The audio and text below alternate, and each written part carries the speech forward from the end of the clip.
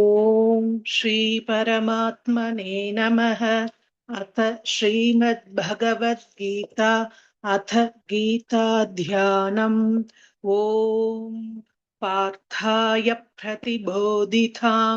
भगवता नारायणेन स्वयं व्यासेन ग्रथितां पुराणमुनिना मध्ये महाभारतम् अद्वैतामृतवर्षिणीं भगवतीम् अष्टादशाध्यायिनीम् अम्ब त्वामनुसन्दधामि भगवद्गीते भवद्वेषिणीम्। नमोऽस्तु ते व्यासविशालबुद्धे पुल्लारविन्दायतपत्रनेत्र येन त्वया भारततैलपूर्णः प्रज्वालितो ज्ञानमयः प्रदीपः प्रपन्नपारिजाताय तोत्रवेत्रैकपाणये ज्ञानमुद्राय कृष्णाय गीतामृतदुहे नमः। वसुदेवसुतं देवं कंसचाणूरमर्दनं देवकी परमानन्दं कृष्णौ वन्दे जगद्गुरुं। भीष्मद्रोणतथा जयद्रथजला गान्धारनीलोत्पला शल्यग्राहवती कृपेण वहनी कर्णेन वेलाकुला अश्वत्थामा विकर्णघोरमकरा दुर्योधनावर्तिनी सोत्तीर्णा खलु पाण्डवैरननदि कैवर्तकः केशवः पाराचर्यवचः सरोजममलं गीतार्थगन्धोत्कटं नानाख्यानककेसरं हरिकथा सम्बोधना बोधितं लोके सज्जनषट्पथैरहरहः पेपीयमानं मुदा भूयात् भारतपङ्कजं कलिमलः प्रध्वंसिनः श्रेयसे मूकं करोति वाचालं पङ्गुल्लङ्घयते गिरिं यत्कृपातमहं वन्दे परमानन्दमाधवम्। गीताशास्त्रमितं पुण्यं यः पठेत् प्रयतः पुमान् विष्णोः पदमवाप्नोति भयशोकादिवर्जितः। गीताध्ययनशीलस्य प्राणायामपरस्य च नैव सन्ति हि पापानि पूर्वजन्मकृतानि च मलनिर्मोचनं पुंसां जलस्नानान् दिने दिने सकृद्गीताम्भसि स्नानं संसारमलनाशनं। गीता सुगीता कर्तव्या किमन्यैः शास्त्रविस्तरैः या स्वयं पद्मनाभस्य मुखपद्माद्विनिसृता भारतामृतसर्वस्वं विष्णोर्वक्त्राद्विनिसृतं। गीता गङ्गोदकं पीत्वा पुनर्जन्म न विद्यते सर्वोपनिषदो गावः दोग्धा गोपालनन्दनः पार्थो वत्सत्सुधीर्भोक्ता दुग्धं गीतामृतं महत्। एकं शास्त्रं देवकी पुत्रगीतम् एको देवो देवकी पुत्र एव एको मन्त्रस्तस्य नामानि यानि कर्माप्येकं तस्य देवस्य सेवा। शान्ताकारं भुजगशयनं पद्मनाभं सुरेशं विश्वाधारं गगनशत्रुशं मेघवर्णं शुभाङ्गं लक्ष्मीकान्तं कमलनयनं योगिभिर्ध्यानगम्यं वन्दे विष्णुं भवभयहरं सर्वलोकैकनाथं। यं ब्रह्मा वरुणेन्द्ररुद्रमरुतस्तुन्वन्ति दिव्यैस्तवैः वेदैः शाङ्कपदक्रमोपनिषदैः गायन्ति यं सामगाः ध्यानावस्थिततद्गतेन मनसा पश्यन्ति यं योगिनः यस्यान्तन्न विदुः सुरासुरगणाः देवाय तस्मै नमः इति गीताध्यानं सम्पूर्णम्। ॐ श्री परमात्मने नमः। अथ श्रीमद्भगवद्गीता अथ प्रथमोऽध्यायः अर्जुन विषादयोगः। धृतराष्ट्र उवाच धर्मक्षेत्रे कुरुक्षेत्रे समवेतायुयुत्सवः मामकाः पाण्डवाश्चैव किमकुर्वत सञ्जय सञ्जय उवाच दृष्ट्वा तु पाण्डवानीकं व्यूढन् दुर्योधनस्तथा आचार्यमुपसङ्गम्य राजा वचनमब्रवीत् पश्येतां पाण्डुपुत्राणामाचार्यमहतीं च मूं व्यूढान् त्रुबतपुत्रेण तव शिष्येन धीमता अत्र शूरा महेश्वासाः भीमार्जुनसमायुधि युयुधानो विराटश्च त्रुपतश्च महारथः दृष्टकेतुश्चेकितानः काशीराजश्च वीर्यवान् पुरुजित्कुन्दिभोजश्च शैब्यश्च नरपुङ्गवः युधामन्युश्च विक्रान्तः उत्तमौजाश्च वीर्यवान् सौभद्रो द्रौपदेयाश्च सर्व एव महारथाः अस्माकं तु विशिष्टा ये तानि बोध द्विजोत्तम नायका मम सैन्यस्य सञ्जार्थन् तान् ब्रवीमि ते भवान् भीष्मश्च कर्णश्च कृपश्च समितिञ्जयः अश्वत्थामा विकर्णश्च सोमदत्तिस्तथैव च अन्ये च बहवः शूराः मदर्थे त्यक्तजीविताः नानाशस्त्रप्रहरणाः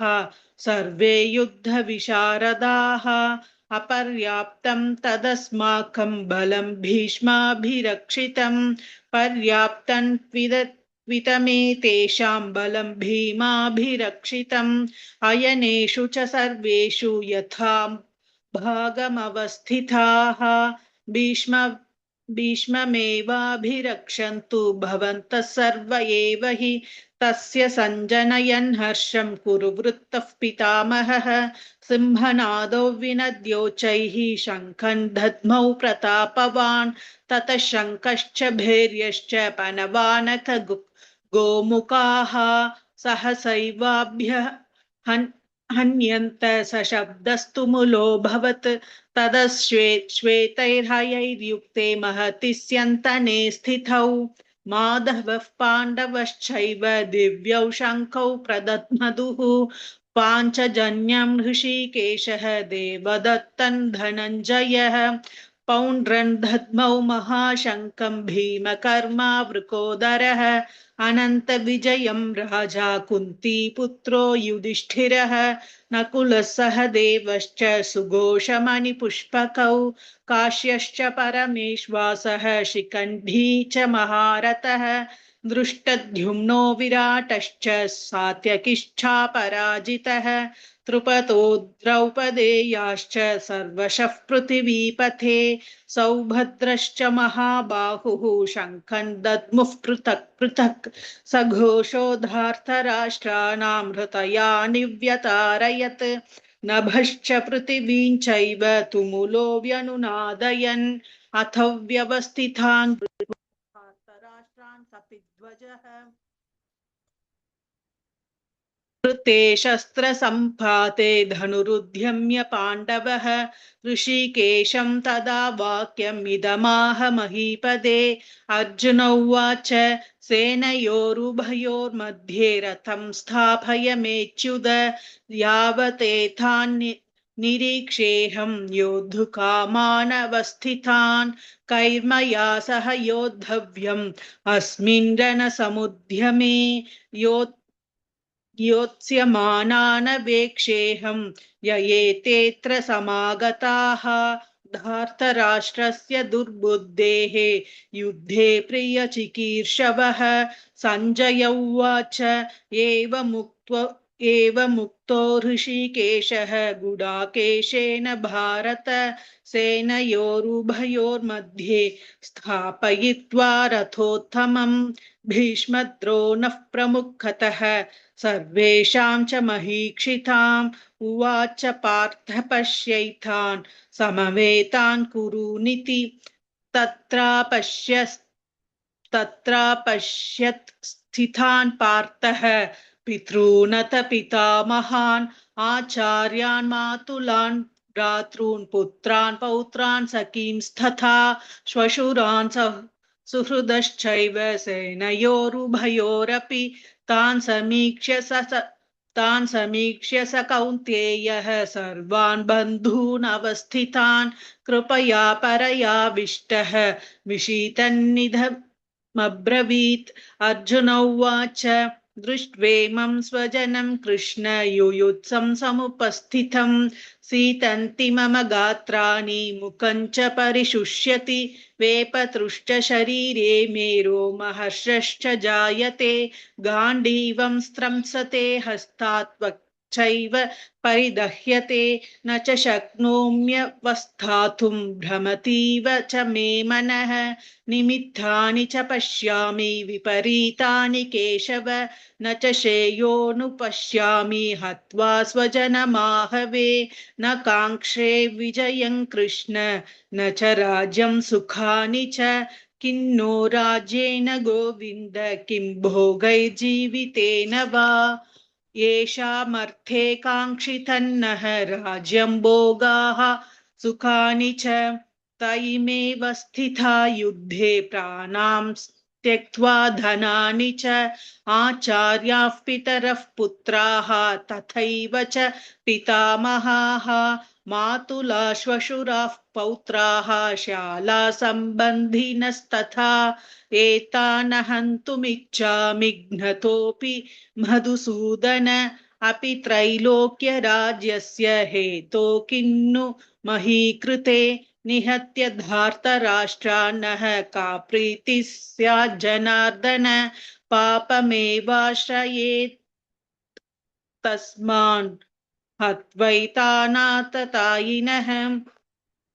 तस्मान्नर्हा वयं हन्तुं धार्तराष्ट्रान् स्वबान्धवान् स्वजनं हि कथं हत्वा सुखिनः स्याम माधव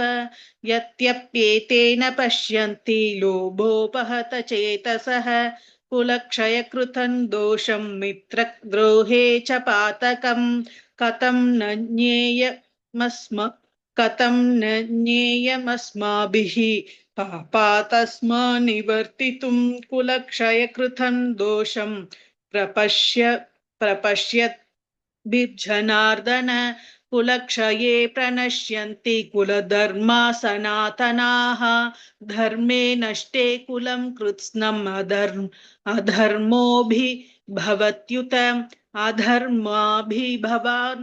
भवात् कृष्ण प्रतुष्यन्ति कुलस्त्रियः स्त्रीषु दुष्टाशु वार्ष्णेय जायते वर्णसङ्करः संकरो नरकायैव कुलघ्नानां कुलस्य च पतन्ति पितरो हेषां लुप्तपिण्डोतकक्रियाः दोषैरेतैः कुलघ्नानां वर्णसङ्करकारकैः उत्साद्यन्ते जातिधर्माः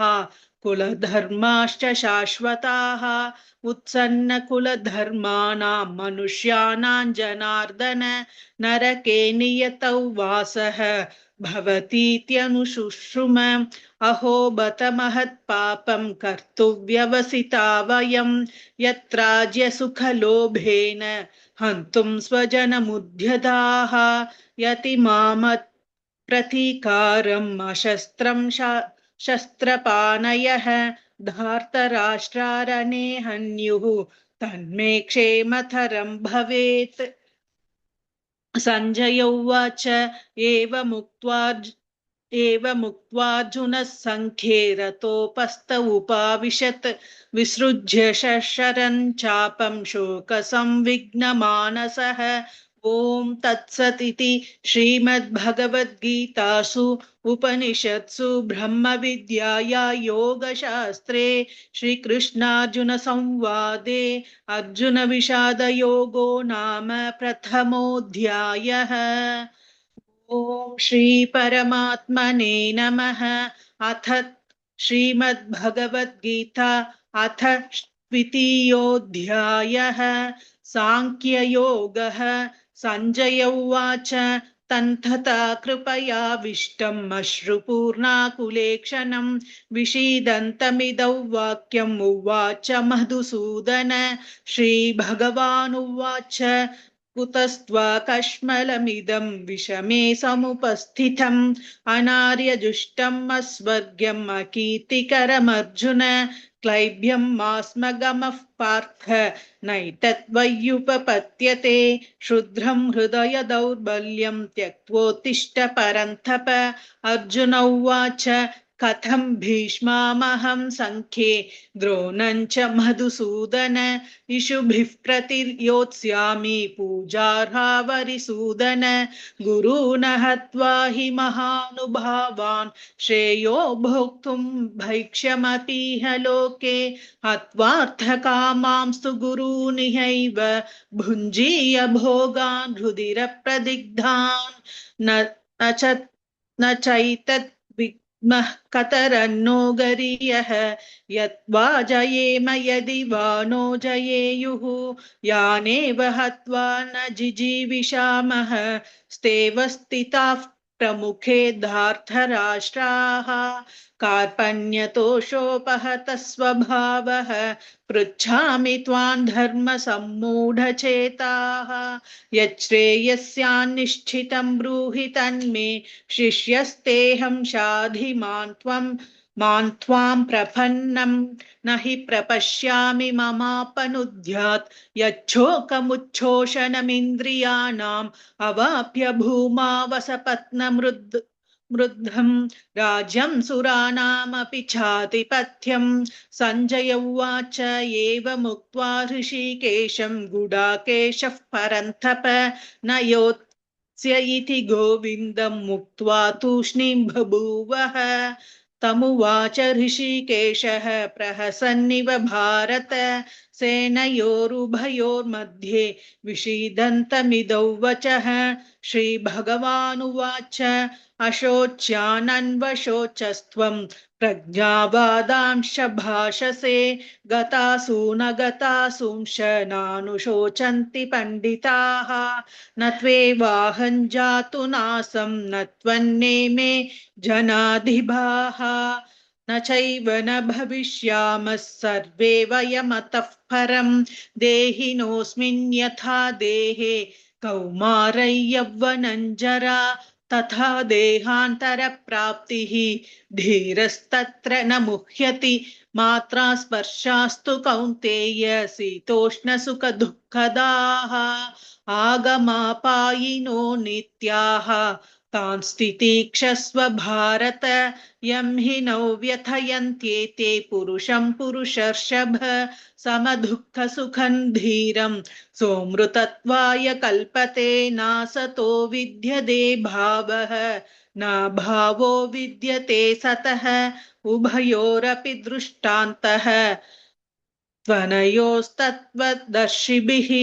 अविनाशी तु तद्विद्धि येन सर्वमिदं ततं विनाशमव्ययस्यास्य न कश्चित् कर्तुमर्हसि अन्तवन्त इमे देहाः नित्यस्य उक्ता शरीरिणः अनाशिनो प्रमेयस्य तस्माद्युध्यस्व भारत येन वेत्ति हन्तारं यश्चैनं मन्यते हतम् उभौ तौ न विजानीतः नायं हन्ति न हन्यते न जायते म्रियते वा कदाचित् नायं भूत्वा भविता वा न भूयः अजो नित्यः शाश्वतोऽयं पुराणः न हन्यते हन्यमाने शरीरे वेदा विनाशिनं नित्यं ययेन मजमव्ययम् कथं स पुरुषः पार्थ कङ्कातयति हन्तिकं वासांसि जीर्णानि यथा विहाय नवानि गृह्णाति नरोपराणि तथा शरीराणि विहाय जीर्णान्यन्यानि संयाति नवानि देहि नैनं चिन्तन्ति शस्त्राणि नैनं दहति पावकः न चैनं क्लेदयन्त्यापः न शोषयति मारुतः अच्छेद्यो यमदाह्योऽयम् अक्लेद्यो शोष्य एव च नित्यः सर्वगतस्थाणुः अचलोऽयं सनातनः अव्यक्तोऽयमचिन्त्योऽयम् अविकार्योऽयमुच्यते तस्मादेव विदित्वैनं नानुशोचितुमर्हसि अथ चैनं नित्यजातं नित्यं वा मन्यसे मृतं तथापि त्वं महाबाहो नैवं शोचितुमर्हसि जातस्य हि ध्रुवो मृत्युः ध्रुवं जन्म मृतस्य च तस्मात् परिहार्येऽर्थे न त्वं शोचितुमर्हसि अव्यक्तादीनि भूतानि व्यक्तमध्यानि भारत अव्यक्तनिधनान्येव तत्र का परिदेवना आश्चर्यवत् पश्यति कश्चिदेनम् आश्चर्यवत् वदति तथैव चान्यः आश्चर्यवच्चैनमन्यः शृणोति शुद्धाप्येन वेद न चैव कश्चित् देहि नित्यमवध्योऽयं देहे सर्वस्य भारत तस्मात् सर्वाणि भूतानि न त्वं शोचितुमर्हसि स्वधर्ममपि चावेक्ष्य न विकम्पितुमर्हसि धर्म्यार्थियुद्धाश्रेयोऽन्यत् क्षत्रियस्य न विद्यते यतृच्छया चोपपन्नं स्वर्गद्वारमपावृतं सुखिनः क्षत्रियाः पार्थ लभन्ते युद्धमीदृशम् अथ चेत्त्वमिमं धर्म्यं सङ्ग्रामं न करिष्यसि ततः स्वधर्मं कीर्तिं च हित्वा पापमवाप्स्यसि अकीर्तिं चापि भूतानि कथयिष्यन्ति ते व्ययाम् सम्भावितस्य जाकीर्तिः मरणादतिरिच्यते भयाद्रणादुपरतं सम्मंस्यन्ते त्वां महारथाः येषां च त्वं बहुमतः भूत्वा यास्यसि लाघवम् अवाच्य वादांश बहून् वदिष्यन्ति तवाहिताः निन्दन्तस्तव सामर्थ्यं ततो दुःखतरन्नु किम्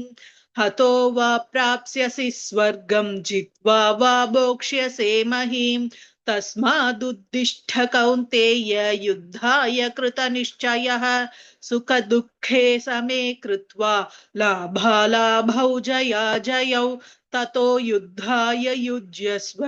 नैवं पापमवाप्स्यसि एषा ते विहिता साङ्ख्ये बुद्धिर्योगे त्विमां शृणु बुद्धया युक्ता यया पार्थ कर्मबन्धं प्रहास्यसि नेहाभिक्रमनाशोऽस्ति प्रत्यवायो न विद्यते स्वल्पमप्यस्य धर्मस्य त्रायते महतो भयात् व्यवसायात्मिका बुद्धिः एकेह कुरु नन्दन बहुशाखा ह्यनन्ताश्च बुद्धयो व्यवसायिनां यामिमां पुष्पिता वाचं प्रवदन्त्यविपश्चितः वेदवादरताः पार्थ नान्यतस्तीति वादिनः कामात्मानः स्वर्गपराः जन्म कर्म फलप्रदां क्रियाविशेषबहुलां भोगैश्वर्यगतिं प्रति भोगैश्वर्यप्रसक्तानां तयापहृतचेतसां व्यवसायात्मिका बुद्धिः समाधौ न विधीयते त्रैगुण्यविषया वेदाः निस्त्रैगुण्ये भवार्जुन निर्द्वन्द्वो नित्यसत्त्वस्थः निर्योगक्षेम आत्मवान् यावानर्थ उदपाने सर्वदः सम्प्लुतोदके तावान् सर्वेषु वेदेषु ब्राह्मणस्य विजानतः कर्मण्येवाधिकारस्ते मा फलेषु कदाचन मा कर्मफलहेतुर्भूः मां ते सङ्गोऽस्त्वकर्मणि योगस्थः कुरु कर्माणि सङ्गं त्यक्त्वा धनञ्जय सिद्ध्यौ समो भूत्वा समत्वयोग उज्यते दूरेण ह्यवरं कर्म बुद्धियोगः धनञ्जय बुद्धौ शरणमन्विच्छ कृपणाः फलहेतवः बुद्धियुक्तो जहातीह उभे सुकृत दुष्कृते तस्माद्योगाय युज्यस्व योगः कर्मसु कौशलम् कर्मजं बुद्धियुक्ता हि फलं त्यक्त्वा मनीषिणः जन्मबन्धविनिर्मुक्ताः पदं गच्छन्त्यनामयम् यदा ते मोहकलिलं बुद्धिर्व्यतितरिष्यति तदा गन्तासि निर्वेदं श्रोतव्यस्य श्रुतस्य च श्रुतिविप्रतिप्रपन्ना ते यदा स्थास्यति निश्चला समाधावचला बुद्धिः तदा योगमवाप्स्यसि अर्जुन उवाच स्थितप्रज्ञस्य का भाषा समाधिस्तस्य केशव स्थितधिः किं प्रभाषेत किमासीत व्रजेत किं श्रीभगवानुवाच प्रजहाति यदा कामान् सर्वान् पार्थस् मनोगतान् आत्मन्येवात्मना तुष्टः स्थितप्रज्ञस्ततोज्यते दुःखस्वनुस्विग्नमनाः सुखेषु विगतस्पृहः वीतरागभयक्रोधः स्थितधीर्मुनिरुज्यते यः सर्वत्रानभिस्नेहः तत्तत्प्राप्य शुभाशुभं नाभिनन्दति न द्वेष्टि तस्य प्रज्ञा प्रतिष्ठिता यदा संहरते चायं कूर्मोऽङ्गानीव सर्वशः इन्द्रियाणीन्द्रियार्थेभ्यः तस्य प्रज्ञा प्रतिष्ठिता विषया विनिवर्तन्ते निराहारस्य देहिनः रसवर्जं रसोऽप्यस्य परं दृष्ट्वा निवर्तते यततो ह्यपि कौन्तेय पुरुषस्य विपश्चितः इन्द्रियाणि भ्रमातीनि हरन्ति प्रसभं मनः तानि सर्वाणि संयम्य युक्त आसीत मत्परः वशे हि यस्येन्द्रियाणि तस्य प्रज्ञा प्रतिष्ठिता ध्यायतो विषयान् पुंसः सङ्गस्तेषूपजायते सङ्गात् सञ्जायते कामः कामात् क्रोधोऽभिजायते क्रोधात् भवति सम्मोहः सम्मोहात् स्मृतिविभ्रमः स्मृतिभ्रंशात् बुद्धिनाशः बुद्धिनाशात् प्रणश्यति रागद्वेषवियुक्तैस्तु विषयानिन्द्रियैश्चरन् आत्मवर्ष्यैर्विधेयात्मा प्रसादामधिगच्छति प्रसादे सर्वदुःखानां हानिरस्योपजायते प्रसन्नचेतसो ह्याशु बुद्धिपर्यवतिष्ठते नास्ति बुद्धिरयुक्तस्य न चायुक्तस्य भावना न चाभावयतः शान्तिम् अशान्तस्य कुतः सुखम् इन्द्रियाणां हि चरतां यन्मनोनुविधीयते तदस्य हरति प्रज्ञां वायुर्नावमिवाम्भसि तस्माद्यस्य महाबाहो निगृहीतानि सर्वशः इन्द्रियाणीन्द्रियार्थेभ्यः तस्य प्रज्ञा प्रतिष्ठिता या निशा सर्वभूतानां तस्यां जागर्ति संयमी यस्यां जाग्रति भूतानि सा निशा पश्यतो मुनेः आपूर्यमानमचलप्रतिष्ठं समुद्रमापः प्रविशन्ति यत्वत् तद्वत् कामायं प्रविशन्ति सर्वे शान्तिमाप्नोति न कामकामी विहाय कामान्यः सर्वान् पुमांश्चरति निःस्पृहः निर्ममो निरहङ्कारः शान्तिमधिगच्छति एषा ब्राह्मी स्थितिः पार्थ नैनां प्राप्य विमुह्यति स्थितिवास्यामन्तकालेऽपि ब्राह्मनिर्वाणमृच्छति ॐ तत्सदिति श्रीमद्भगवद्गीतासु उपनिषत्सु ब्रह्मविद्याया योगशास्त्रे श्रीकृष्णार्जुनसंवादे साङ्ख्ययोगो नाम तृतीयोऽध्यायः। ॐ श्रीपरमात्मने नमः। अथ श्रीमद्भगवद्गीता अथ तृतीयोऽध्यायः कर्मयोगः। अर्जुन उवाच ज्यायसि चेत् कर्मणस्ते मता बुद्धिर्जनार्दन तत्किं कर्मणि घोरे मां नियोजयसि केशव व्यामिश्रेणेव वाक्येन बुद्धिं मोहयसीव मे तदेकं वद निश्चित्य येन श्रेयोऽहमाप्नुयाम्। श्रीभगवानुवाच लोकेऽस्मिन् द्विविधा निष्ठा पुरा प्रोक्ता मया नघ ज्ञानयोगेन साङ्ख्यानां कर्मयोगेन योगिनां न कर्मणामनारम्भात् नैष्कर्म्यं पुरुषोऽश्नुते न च सन्न्यसनादेव सिद्धिं समधिगच्छति न हि कश्चित् क्षणमपि जातु तिष्ठत्य कर्मकृत् कार्यते ह्यवशः कर्म सर्वः प्रकृतिजैर्गुणैः कर्मेन्द्रियाणि संयम्य य आस्ते मनसा स्मरन् इन्द्रियार्थान् विमूढात्मा मिथ्याचारः स उच्यते यस्मिन्द्रियाणि मनसा नियम्यारभतेऽर्जुन कर्मेन्द्रियैः कर्मयोग असक्तः स विशिष्यते नियतं कुरु कर्म त्वं कर्मज्ञायो ह्यकर्मणः शरीरयात्रापि च तेन प्रसिद्धयेत कर्मणः यज्ञार्थात् कर्मणोऽन्यत्र लोकोऽयं कर्मबन्धनः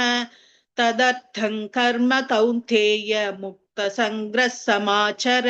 सह यज्ञा प्रजा सृष्ट्वा पुरोवाच प्रजापतिः अनेन प्रसविष्यद्भमे एष वोस्त्विष्टकामधुक् देवान् भावयथानेन ते देवा भावयन्तु वः परस्परं भावयन्तः श्रेयः परमवाप्स्यथ इष्टान् भोगान् हि वो वेदाः दास्यन्ते यञ्ज भाविताः तैर्दत्तान् प्रदायैर्भयः यो भुङ्क्ते स्तेन एव सः यज्ञशिष्टाशिनः सन्तः मुज्यन्ते सर्वकिल्बिषैः भुञ्जते ते त्वघं पापः ये पचन्त्यात्मकारणात् अन्नात् भवन्ति भूतानि पर्जन्यादन्न संभवः यज्ञात् भवति पर्जन्यः यज्ञः कर्म समुद्भवः कर्म ब्रह्मोद्भवो विद्धि ब्रह्माक्षरसमुद्भवम् तस्मात् सर्वगतं ब्रह्म नित्ययज्ञ प्रतिष्ठितम् एवं प्रवर्तितं चक्रं नानुवर्तयतीह यः अघायुरिन्द्रिया रामः मोघं पार्थ स जीवति यस्त्वात्मरतिरेव स्यात् आत्मतृप्तश्च मानवः आत्मन्येव च सन्तुष्टः तस्य कार्यं न विद्यते नैव तस्य कृतेनार्थः न कृतेनेह कश्चन न चास्य सर्वभूतेषु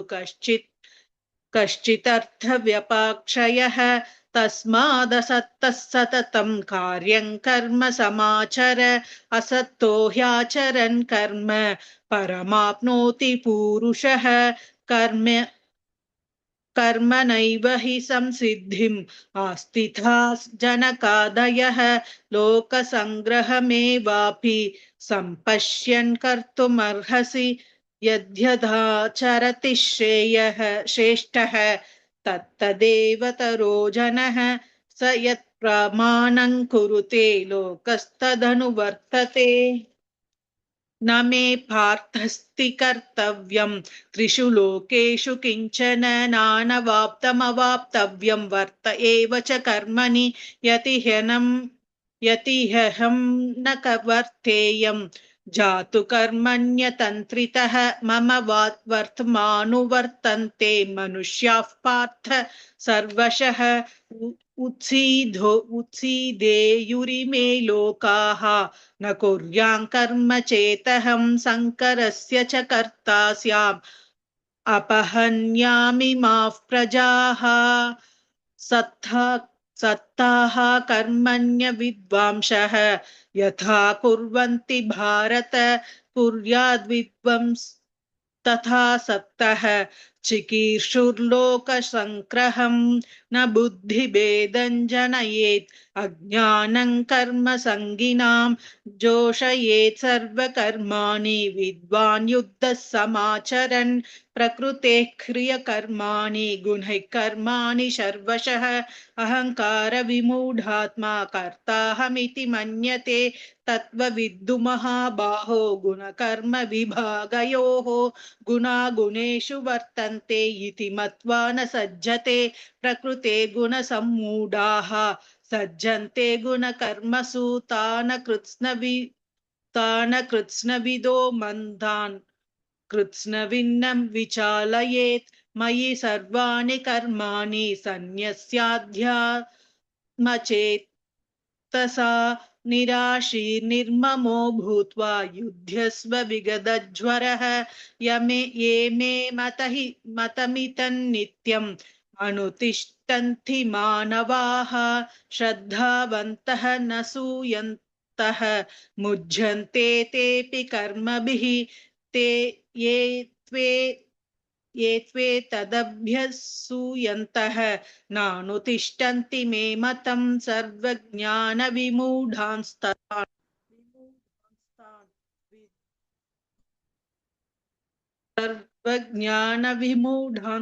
विद्धि नष्टान चेतसः सदृशं चेष्टते स्वस्याः ज्ञानवानपि प्रकृति यान्ति भूतानि निग्रह किं करिष्यति इन्द्रियस्यार्थे रागद्वेषै व्यवस्थितौ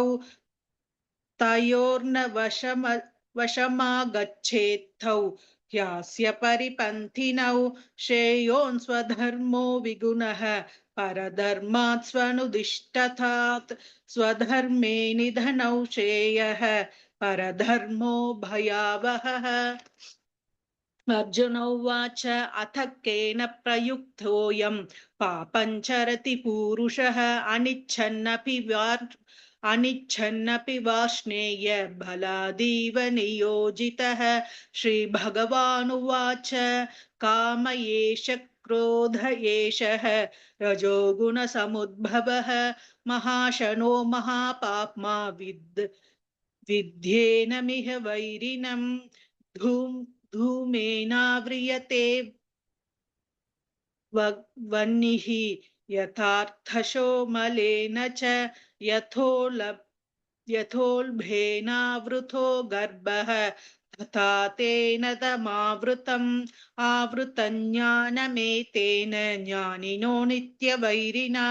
कामरूपेण कौन्तेय दुष्पूरेणानलेन च इन्द्रियाणि मनोबुद्धिः अस्याधिष्ठानमुच्यते एतैर्विमोह यत्येषः ज्ञानमावृत्य देहिनं तस्मात्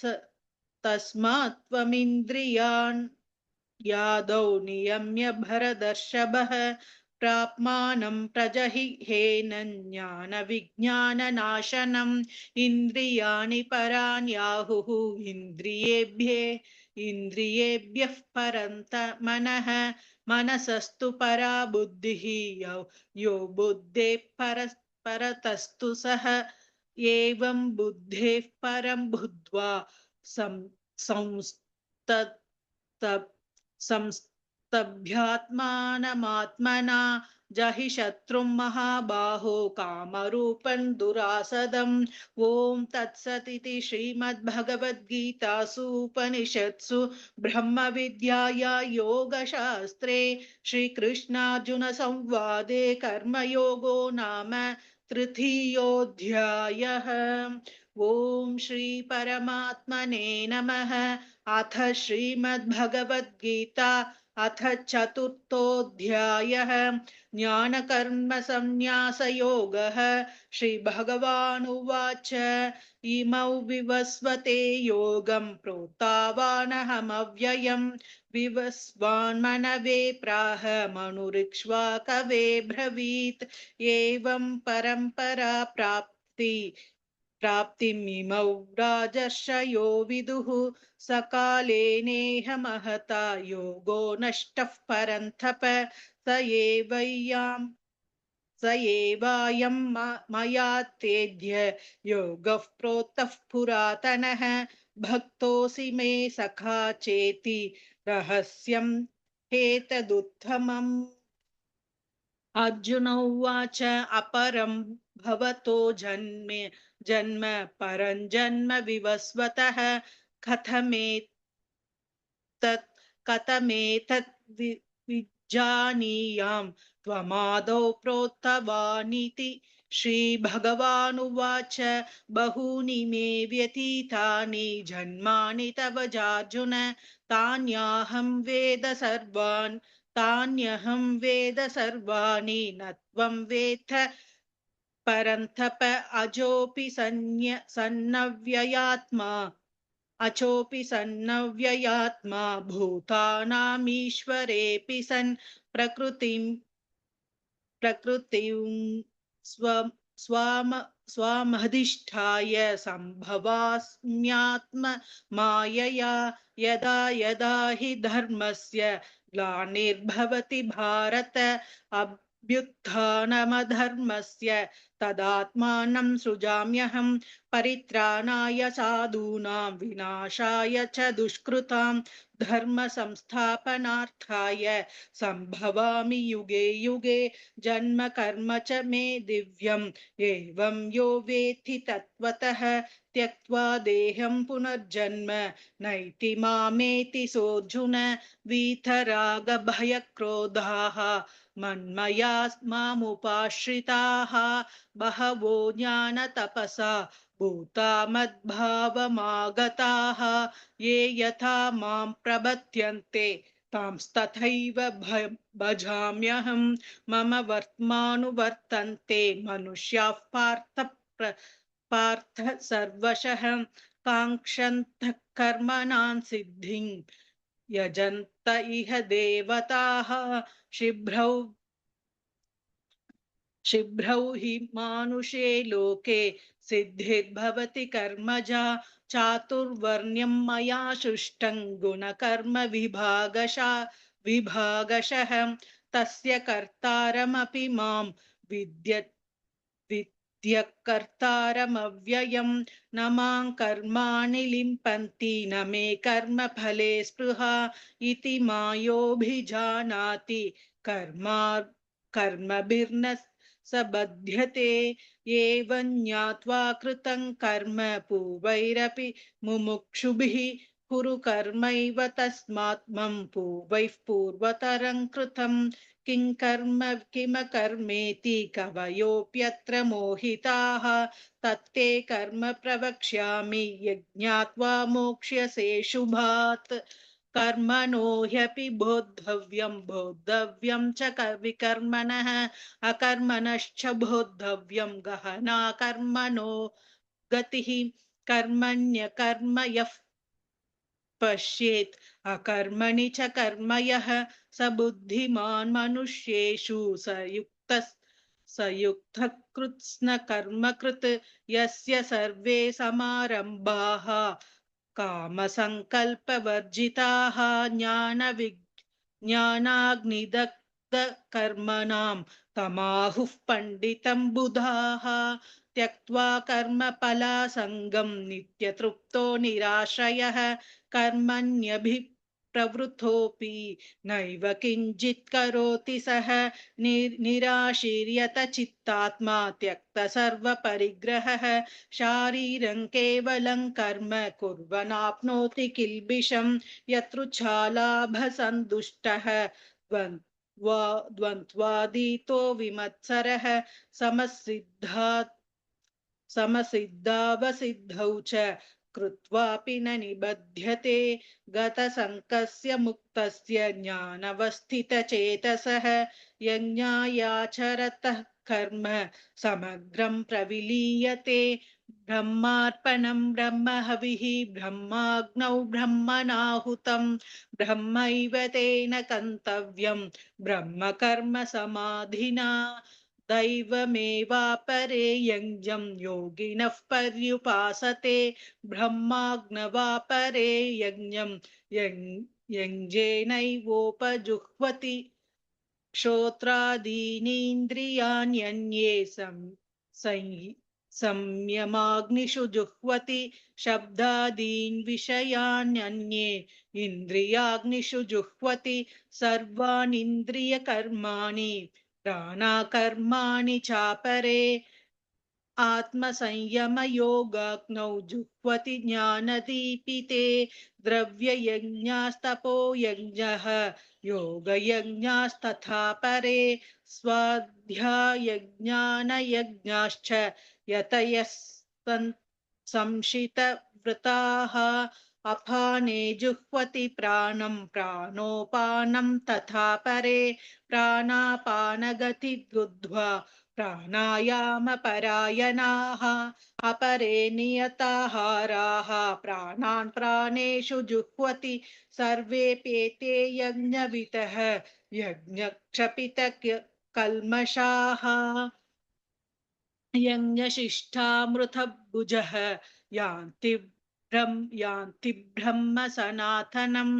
नायल्लोकोऽस्त्ययञ्जस्य कृतोऽन्यः कुरु सथम् एवं बहुविधा यज्ञाः वितता ब्रह्मणो मुखे कर्म कर्मण्यान् कर्मजान् विद्धितान् सर्वान् एवं ज्ञात्वा विमोक्ष्यसे श्रेयोन् द्रव्यं यात् ज्ञानयज्ञः परन्तप सर्वं कर्माखिलं पार्थ ज्ञाने परिसमाप्यते तद्विद्धि प्रणिपातेन परिप्रश्नेन सेवया उपतेक्ष्यन्ति ते ज्ञानं ज्ञानिनस्तत्त्वदर्शिनः यज्ञात्वा न पुनर्मोहम् एवं यास्यसि पाण्डव येन भूतान्यशेषेण द्रक्ष्यस्यात्मन्यथो मयि अपि चेतसि पापेभ्यः सर्वेभ्यः पापकृतं सर्वज्ञानप्लवेनैव वृजिनं सन्तरिष्यसि यथैथांसि समिग्निभिः समाकुरुतेऽर्जुन ज्ञानाग्निः सर्वकर्माणि भस्मसात् कुरुते तथा न हि ज्ञानेन सदृशं पवित्रमिह विद्यते तत्स्वयं योगसंसिद्धिः कालेनात्मनि विन्दति श्रद्धावा लभते ज्ञानं तत्परः संयतेन्द्रियः ज्ञानं लब्ध्वा परां शान्तिम्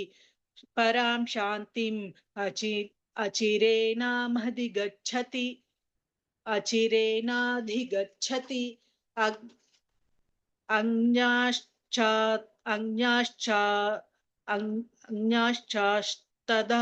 तथान्नाश्च संशयात्मविनश्यति नायल्लोकोऽस्ति न परः न सुखौ संशयात्मनः योगसन्न्यस्तकर्मणाम् ज्ञानसञ्छिन्न संशयम् आत्मवन्तन कर्माणि निबध्नन्ति धनञ्जय तस्मादज्ञानसम्भूतं कृतस्थं ज्ञानसिनात्मनः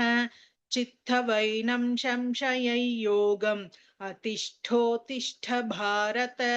ॐ तत्सदिति श्रीमद्भगवद्गीतासु उपनिषत्सु ब्रह्मविद्याया योगशास्त्रे श्रीकृष्णार्जुनसंवादे ज्ञानकर्मसन्न्यासयोगो नाम चतुर्थोऽध्यायः। ॐ श्री परमात्मने नमः।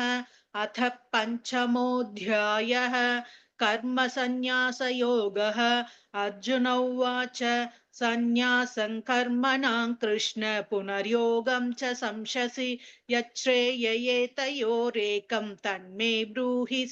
सुनिश्चितम्। श्रीभगवानुवाच सन्न्यासः कर्मयोगश्च निःश्रेयसकरावुभौ तयोस्तु कर्मसन्न्यासात् कर्मयोगौ विशिष्यते। ज्ञेयः स नित्यसन्न्यासी यो न द्वेष्टि न काङ्क्षति निर्द्वन्द्वो हि महाबाहो सुखं बद्धात् प्रमुच्यते। साङ्ख्ययोगौ पृथग्बालाः प्रवदन्ति न पण्डिताः एकमप्यास्थितः सम्यक् उभयोर्विन्दते फलम्। यत्साङ्ख्यः प्राप्यते स्थानं तद्योगैरपि गम्यते। एकं साङ्ख्यं च योगं च यः पश्यति स पश्यति। सन्न्यासस्तु महाबाहो दुःखमाप्तुमयोगतः। योगयुक्तो मुनिर्ब्रह्मा न चिरेणाधिगच्छति। योगयुक्तो विशुद्धात्मा विजितात्मा जितेन्द्रियः।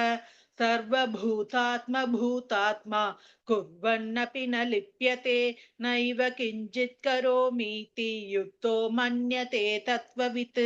पश्यन् शृण्वन् स्पृशन् जिघ्रन् अश्नन् गच्छन् स्वपन् श्वसन् प्रलवन्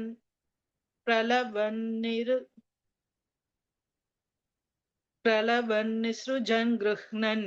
उन्मिषन् निमिषन्नपि इन्द्रियाणीन्द्रियार्थेषु वर्तन्त इति धारयन्। ब्रह्मण्याधाय कर्माणि सङ्गं त्यक्त्वा करोति यः लिप्यतेन स पापेन पद्मपत्रमिवाम्भसा। कायेन मनसा बुद्ध्या केवलैरिन्द्रियैरपि योगिनः कर्म कुर्वन्ति सङ्गं त्यक्त्वात्मशुद्धये। युद्धः कर्मफलं त्यक्त्वा शान्तिमाप्नोति नैष्ठिकीम्। अयुक्तः कामकारेण फले सक्तो निबध्यते।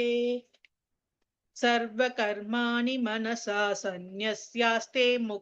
सुखौ वशी। नवद्वारे फुरे देहि नैव कुर्वन्न कारयन्। न कर्तृत्वं न कर्माणि लोकस्य सृजति प्रभुः। न कर्मफलसंयोगं स्वभावस्तु प्रवर्तते। न दत्ते कस्यचित् पापं न चैव सुकृतिं विभुः। अज्ञानेनावृतं ज्ञानं तेन मुह्यन्ति जन्तवः। ज्ञानेन तु तदज्ञानं येषां नाशितमात्मनः तेषामादित्यवज्ञानं प्रकाशयति तत्परं। तद्बुद्धयस्तथात्मानं तन्निष्ठास्तत्परायणाः गच्छन्त्य पुनरावृत्ति ज्ञाननिर्धूत कल्मषाः। विद्या विनय संपन्ने ब्रह्मणे गविहस्तिनि शुनि चैव स्वपाके च पंडिता समदर्शिनः। इहैव तैर्जितः सर्गः येषां साम्ये स्थितं मनः। निर्दोषौ हि समं ब्रह्म तस्माद् ब्रह्मणि ते स्थिताः। न प्रहस्येत् प्रियं प्राप्य नोद्विजेत् प्राप्य चाप्रियं। स्थिरबुद्धिरसमूढाः ब्रह्मविद्ब्रह्मणि स्थितः। बाह्यस्पर्शेष्वसत्तात्मा विन्दत्यामणिं यत्सुखं स ब्रह्मयोगयुक्तात्मा सुखमक्षयमश्नुते। ये हि सम्पर्शजा भोगाः दुःखयोनय एव ते आद्यन्तवन्तः कौन्तेय न तेषु रमते बुधः शक् शक्नोति हैव यः सोढुं प्राक्शरीरविमोक्षणात् कामक्रोधोद्भवौ वेगं स युक्तः स सुखी नरः योऽन्तः सुखोऽन्तरारामः तथान्तर्ज्योतिरेव यः स योगी ब्रह्मनिर्वाणं ब्रह्मभूतोऽधिगच्छति लभन्ते ब्रह्मनिर्वाणम् मृषयः श्रीनकल्मषः छिन्नद्वैधा यतात्मानः सर्वभूतहिते रताः कामक्रोधविजय कामक्रोधवियुक्तानां यतीनां यतचेतसाम् अभितो ब्रह्मनिर्वाणं वर्तते विदितात्मना ब्रह्म अभिते ब्रह्मनिर्वाणं वर्तते विदितात्मनाम् स्पर्शान् कृत्वा बहिर्बाह्यं चक्षुश्चैवान्तरे भ्रुवोः प्राणापानौ समौ कृत्वा नासाभ्यन्तः चारिणौ यतेन्द्रियमनोबुद्धिः मुनिर्मोक्षपरायणः विगतेच्छाभयक्रोधः यः सदा मुक्त एव सः भोक्तारयज्ञतपसां सर्वलोकमहेश्वरं सुहृदौ सर्वभूतानां ज्ञात्वा मां शान्तिमृच्छति। ॐ तत्सदिति श्रीमद्भगवद्गीतासु उपनिषत्सु ब्रह्मविद्याया योगशास्त्रे श्रीकृष्णार्जुनसंवादे कर्मसन्न्यासयोगो नाम पञ्चमोऽध्यायः। ॐ श्रीपरमात्मने नमः। श्रीमद्भगवद्गीता अथ षष्ठोऽध्यायः।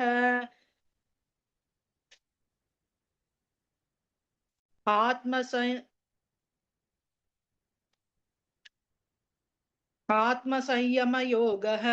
श्रीभगवानुवाच अनाश्रितः कर्मफलं कार्यं कर्म करोति यः स सन्न्यासी च योगी च निर्न चाक्रियः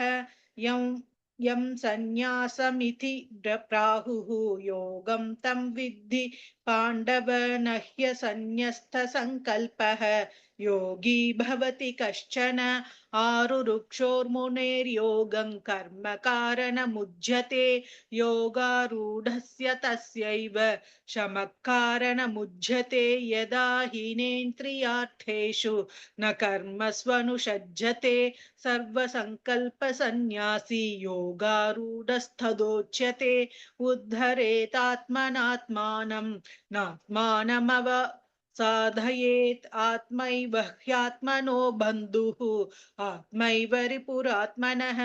बन्धुरात्मात्मनस्तस्य येनात्मैवात्मना जितः अनात्मनस्तु शत्रुत्वे वर्तेतात्मैव शत्रुवत् जितात्मनः प्रशान्तस्य परमात्मा समाहितः शीतोष्णसुखदुःखेषु तथा मानपमानयोः ज्ञानविज्ञानतृप्तात्मा कूटस्थो विजितेन्द्रियः युक्त इत्युच्यते योगी समलोष्टमकाञ्चन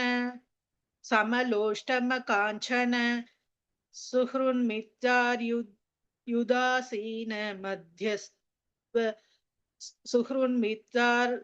सुहृन्मित्रार्युदासीन मध्यस्तद्भेष्य बन्धुषु साधुष्वपि च पापेषु समबुद्धिर्विशिष्यते योगी युञ्जीत सततम् आत्मानं रहसि स्थितः एकाकीयत चित्तात्मा निराशीरपरिग्रहः शुचौ देशे प्रतिष्ठाप्य स्थिरमानसमात्मनः नात्युच्छित्रं नातिनीचं चैलाजिन उषोत्तरं तत्रैकाग्रं मनः कृत्वा यतचितेन्द्रियक्रियः उपविश्यासेन युञ्ज्यात् योगमात्मविशुद्धये समङ्का समङ्काय शिरे ग्रीवं धारयन्नचलं स्थिरः सम्प्रेक्ष्य नासिकाग्रं स्वं दिशाश्चानवलोकयन् दिशश्चानवलोकयन् प्रशान्तात्मा विगतभिः ब्रह्मचारि व्रते स्थितः मनः संयम्य मच्चित्तः युक्त आसीत मत्परः युञ्जन्नेवौ सदात्मानं योगी नियतमानसः शान्तिं निर्वाणपरमां मत्संस्थामधिगच्छति नात्यश्नतस्तु योगोऽस्ति न चैकान्तमनश्नतः न चाति स्वप्नशीलस्य जाग्रतो नैव चार्जुनः युद्धहारविहारस्य युक्तचेष्टस्य कर्मसु युक्तस्वप्नावबोधस्य योगो भवति दुःखः यदा विनियतं चित्तम् आत्मन्येवावतिष्ठते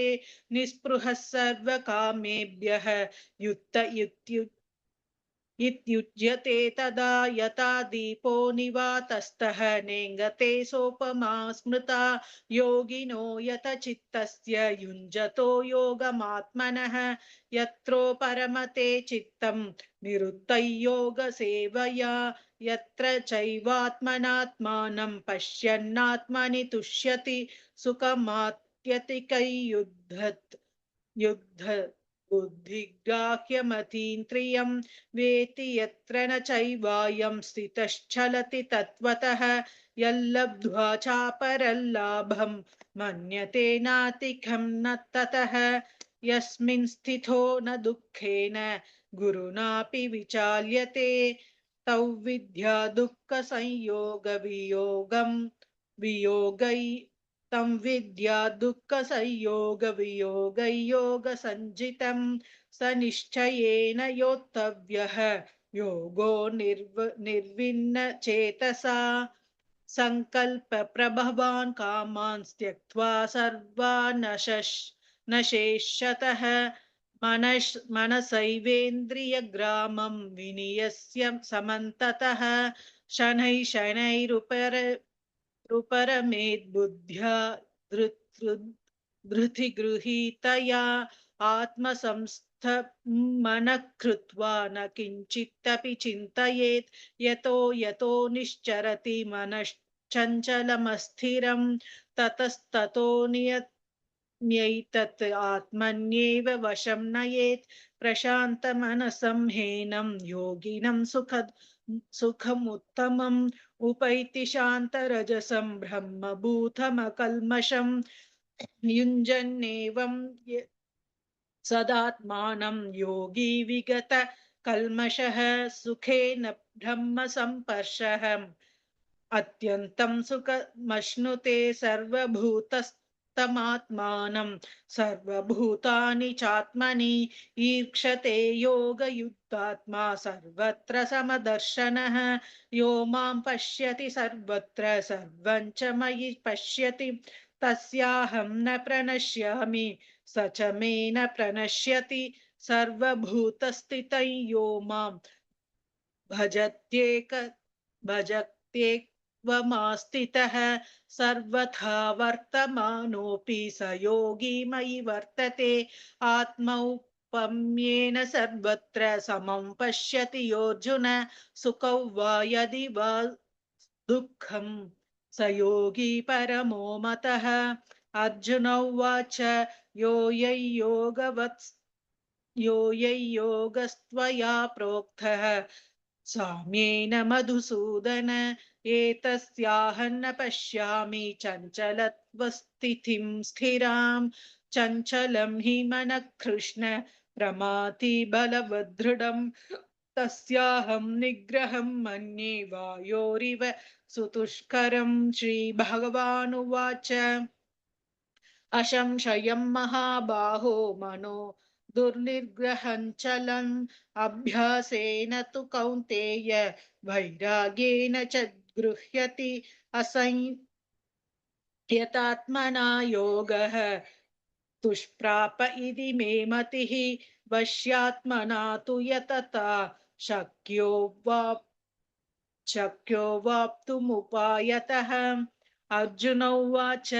अयति श्रद्धयोपेतः योगाचलितमानसः अप्राप्य योगसंसिद्धिं कां गतिं कृष्ण गच्छति कच्चिन्नो भयविभ्रष्टः छिन्नाभ्रमिव नश्यति अप्रतिष्ठो महाबाहो विमूढो ब्रह्मणः पथि एतन्मे संशयं कृष्ण चेतुमर्हस्य शेषतः त्वदन्यः संशयस्यास्य चेता न उपपद्यते श्रीभगवानुवाच पार्थ नैवेह नामुत्र विनाशस्तस्य विद्यते न हि कल्याणकृत् कश्चित् दुर्गतिं तात गच्छति प्राप्य पुण्य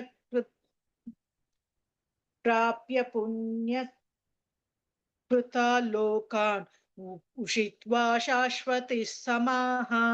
शुचीनां श्रीमताङ्गेः योगभ्रष्टोऽभिजायते अथवा योग अथवा योगिनामेव कुले भवति धीमताम् एतद्धि दुर्लभधरं लोके जन्म यदीदृशं तत्र तं बुद्धिसंयोगं लभते पौर्वतेहिकं यतते च ततो भूयः संसिद्धौ कुरु नन्दन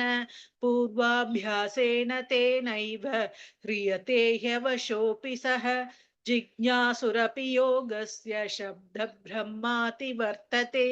प्रयत्नात् यतमानस्तु योगी संशुद्ध किल्बिषः अनेकजनसंसिद्धि ततो याति परां गतिम् तपस्विभ्योऽधिको योगी ज्ञानिभ्योऽपि मथोऽधिकः कर्मिभ्याश्चातिको योगी तस्माद्योगी भवार्जुन योगिनामपि सर्वेषां मद्गतेनान्तरात्मना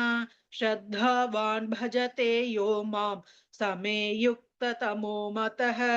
ॐ तत्सदिति श्रीमद्भगवद्गीतासु उपनिषत्सु ब्रह्मविद्याया योगशास्त्रे श्रीकृष्णार्जुनसंवादे आत्मसंयमयोगो नाम